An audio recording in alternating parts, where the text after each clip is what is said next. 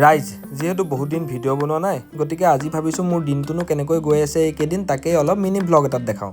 ৰাতিপুৱা শুই উঠোঁতেই যিহেতু 8টামান বাজেই গতিকে শুই উঠিয়ে মুখত লাঠিডাল ভৰাই মুখত ঘূৰাবলৈ লাগি যাওঁ আৰু আগফালে চোতালখন চাই দেখিছোঁ গোটেইখন বোকা।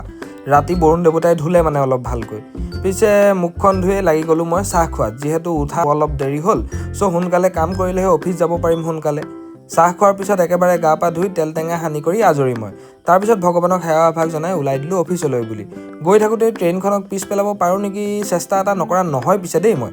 আৰু আমাৰ এইকেইদিন মানে চেঞ্চাছৰ এনুমাৰেটৰ এণ্ড ছুপাৰভাইজাৰৰ ট্ৰেইনিং হৈ আছে, গতিকে মই তেওঁলোকৰ কাৰণে অলপ সোনকালে যাব লগা হৈছে। মই গৈ পাওঁগৈ মানে বেছিভাগ ট্ৰেইনি আহি পালেহি আৰু ময়ো লেপটপটো উলিয়াই মোৰ কাম কৰাত লাগি গ'লোঁ। মাজে মাজে পিছে মই অলপ ৰেষ্ট ল'ব পাৰোঁ দেই, মানে যিহেতু আমাৰ কাৰণে এক্সট্ৰা ৰুম এটা লৈ থোৱা হৈছিলে আৰু ময়ো ট্ৰেইনিং হলৰ পৰা ওলাই ইটো ৰুমৰ একদম পূৰা বিচনাতে পৰি দিছোঁগৈ। আৰু ৰুমৰ পৰা ওলাই খানাটো হৈছেনে নাই হোৱা বুলি চাবলৈ যাওঁতে দেখিছোঁ বাতিৰ লাইন লাগিলেই আৰু বাকী সকলেও লাঞ্চটো কৰি ল'লে। তাৰপিছত সকলোৱে কিবা এটা নহয় কিবা এটা ট্ৰেইনিং হলত কৰিলে, কোনোবাই হয়তো ভাষণ দিলে, নহ'লে কোনোবাই হয়তো চেঞ্চাছৰ চিটুৱেশ্যনক লৈ নাটক কৰিলে আৰু এনেকৈ তেওঁলোকৰো ট্ৰেইনিং খতম হ'ল আৰু ময়ো আজৰি হৈ ঘৰমুৱা হ'লোঁ আৰু।